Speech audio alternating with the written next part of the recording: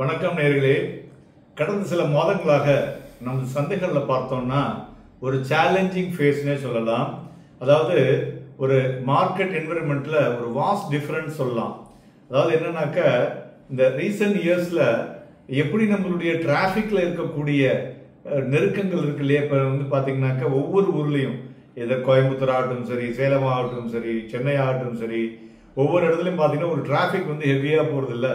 அதேமாரி மார்க்கெட்லையும் பார்த்தீங்கன்னாக்க ஒரு ஒரு பேட்டர்ன் வந்து ஃபாலோ பண்ணிட்டு இருக்கு. என்னன்னு பார்த்தீங்கன்னாக்க ஒரு ஷாலோ டிக்ளைன்ஸ் கீழே விழும், திருப்பி பார்த்தீங்கன்னா ஒரு ரேபிட் ரெக்கவரியாக இருந்துட்டு இருக்குங்க.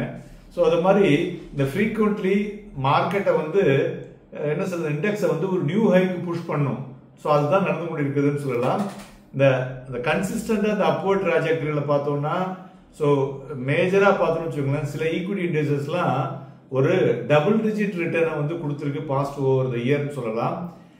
அதனால மெனி இன்வெஸ்டர்ஸ்க்கு என்ன இருக்குன்னா, அந்த inherent risk associate with equity investments வந்து சரியா புரியாததுனால they are just going with என்ன பார்த்தீங்கன்னா ஒவ்வொரு டிஃப்ரெண்ட் ஆக்டிவிட்டிஸில் போயிட்டு அப்புறம் வந்து மாட்டிக்கிறாங்க வழி தர முடியாமல். ஸோ அதுக்காக தான் இந்த வீடியோவில் சில இன்புட்டை உங்களுக்கு ஒரு தெளிவாக கொடுக்குறோம். இந்த கரண்ட் மார்க்கெட் ட்ரெண்டில் பார்த்தீங்கன்னாக்க இது வந்து கம்ப்ளீட்டாக என்றைக்குமே நம்ம சொல்லுவோம், அதாவது ஒவ்வொரு நாளைக்கும் மார்க்கெட் வந்து ஒவ்வொரு டைரக்ஷனில் போகும், இப்படி தான் இருக்கும் அப்படிங்கிறத நீங்கள் வந்து கண்டிப்பாக வந்து தெரிஞ்சிக்கவே முடியாது. ஸோ ஒவ்வொரு நாளும் இது வந்து பரீட்சை மாரி தான். ஸோ அந்த எக்ஸாமில் வந்து எப்படி வருது அப்படிங்கிறத வச்சு தான் நம்ம வந்து அதை கண்டுபிடிக்க முடியும். மேக்ரோ லெவலில் இதை சில சுச்சுவேஷனை வச்சு நம்மளால மார்க்கெட் வந்து இந்த ரீசன்ட் ட்ரெண்ட்ஸில் வந்து இதை மாதிரியான விஷயங்கள் மாறக்கூடும் என்று சொல்லலாம். மெயினாக இப்போ பார்த்தீங்கன்னாக்க ஆஃப்டர் சம்டைம்ஸ் இந்த லாஸ்ட் மந்த்லேருந்து பார்த்தீங்கன்னாக்க செபியில் வந்து F&Oவில் நிறைய சேஞ்சஸ் வருது. அது பேர் ரீட்டைல் இன்வெஸ்டர்ஸ் வந்து பார்த்தீங்கன்னாக்க அல்காரிதம் ட்ரேடிங்கில் வந்து ட்ரேட் பண்ணலாம். ஸோ இதை மாதிரி நிறைய விஷயங்கள் சந்தையில் உள்ளுக்குள்ளே வரும் பொழுது எப்படின்னு கேட்டிங்கனாக்கா, அந்த ப்ராடர் மார்க்கெட் நம்ம வந்து நார்மலாக இது உங்களுக்கு இன்னும் புரியுதா மாதிரி சொல்லணும்னாக்க, நம்ம வந்து எப்பொழுதும் நார்மலாக ஒரு ரொட்டீன் சாப்பாடு சாப்பிட்டுட்டு இருப்போம்.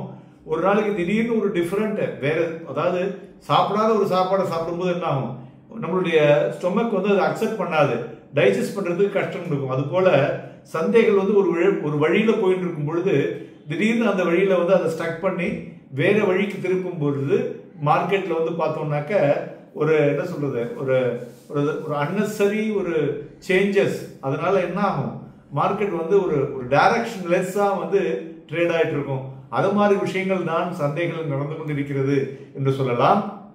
மேலும் கடந்த 15 மாதமாக பார்த்தோம்னாக்க நிஃப்டி 500 இண்டெக்ஸ் வந்து ஒரு mix of large cap, mid cap and small cap இருக்கு இல்லையா.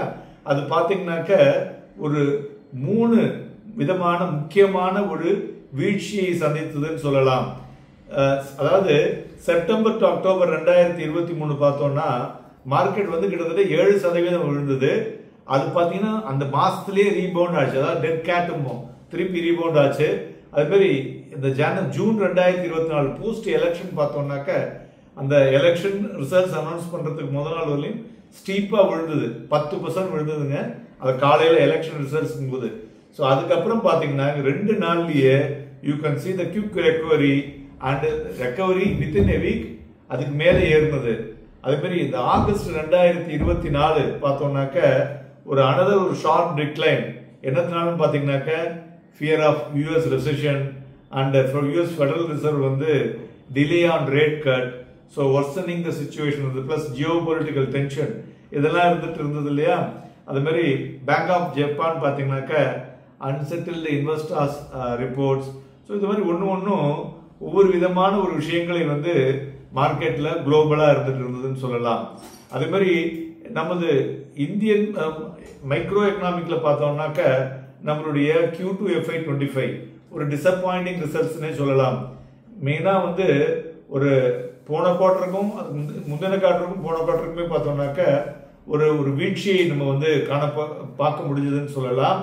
ஸோ அதனால என்ன ஆச்சுனாக்க ரெவென்யூ வந்து மியூட் ஆனதுனால ஒரு லேக்லஸ்டர் ஆஃப் பர்ஃபார்மன்ஸ் இந்த ஃபர்ஸ்ட் குவார்ட்டர் அந்த ஃபிஸ்கல் இயர் வரும்பொழுது ஸோ அது வந்து ஒரு சேலஞ்சிங்காக இருந்ததுன்னு சொல்லலாம். ஸோ அதனால என்னாச்சு, firms in banking, financial services and insurance sector பார்த்தீங்களா, இது வந்து ஒரு பிராடர் கார்பரேட் செக்டார்ல ஒரு பெட்டரா பர்ஃபார்ம் பண்ணக்கூடிய வழிமுறைகளை பார்க்க முடிஞ்சது. ஏன்னா எக்கானமி இம்ப்ரூவ் ஆகக்கூடும் Q3 இருந்து அப்படிங்கிற போது இதுல வந்து ஒரு மொமெண்டம் வந்ததுன்னு சொல்லலாம். அதே மாதிரி இந்த Q2 FY25ல நிப்டி 500 கம்பெனிஸ் பார்த்தீங்கன்னாக்க ஃபினான்ஷியல் நான் ஃபினான்ஷியல் செக்மெண்ட் வந்து ஒரு ஒரு ஒரு டீப்பஸ்ட் ஒரு இன்சைட்ஸ்ல வந்து நமக்கு வந்து நல்ல ஒரு பர்ஃபார்மன்ஸை கொடுக்குதுன்னு சொல்லலாம். மேலும் ஸோ இந்த மாதிரியான ஒரு ஒரு அட்ஜஸ்டட் இன்புட்ஸ் வரும்பொழுது மாறி மாறி வரும்பொழுது சந்தைகளில் வந்து அதை என்ன மாதிரியான ஒரு கிளாரிட்டி எடுத்துட்டு போகுங்கிறத வந்து மார்க்கெட் லெவலில் மேக்ரோ லெவலில் அந்த ஒரு அழுத்தம் இருக்குதான் செய்யும். அதையெல்லாம் இப்பொழுது பார்த்தீங்கன்னாக்க ஒரு மாதிரி ஒரு கிளியர் சேஞ்சஸ் கிளியர் கிளாரிட்டி கிடைக்குது. பிளஸ் ஜனவரி 20 வந்து அங்கே யூஎஸ்ல வந்து அவர் நியூ பிரசிடென்ட் எலெக்ட் வந்து is taking over the battle. So அதனால அதற்கு பிறகு ஃபர்தர் ரியாக்ஷன்ஸ்ல ஒரு கிளாரிட்டி கிடைக்கக்கூடும். ஸோ அதனால ஸ்டில் ஜனவரி எண்டு வரலையுமே இந்த மார்க்கெட் வாலட்டிலிட்டி பார்த்தோம். ஃப்ரைடே அன்னைக்கு நேற்றுக்கு பார்த்தோம் பார்த்தீங்களா, அது மாதிரியான வாலட்டிலிட்டி தொடரக்கூடிய வாய்ப்புகள் இருக்கும். இருந்தாலும் சைனாவுடைய அழுத்தம் இருப்பதனால அது இந்தியாவுக்கு வந்து அது வந்து ஒரு ஒரு லாபமாக அவங்களுடைய பலவீனம் நமக்கு லாபமாக ஆரம்பிக்கக்கூடும், பலமாக இருக்கக்கூடும்.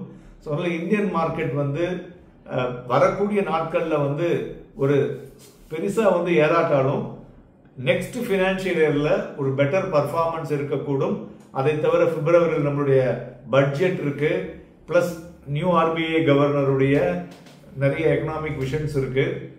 நண்பர்களே, அடுத்த வாரத்திலிருந்து எக்கனாமிக் அவுட்லுக்கை வச்சு எந்தெந்த துறைகள் FY25ல வந்து நமக்கு பெட்டராக இருக்கக்கூடும் என்பதை பற்றி ஒவ்வொரு நாளும் நம்மளுடைய ஷார்ட்ஸ்ல வந்து கொடுக்க இருக்கோம்.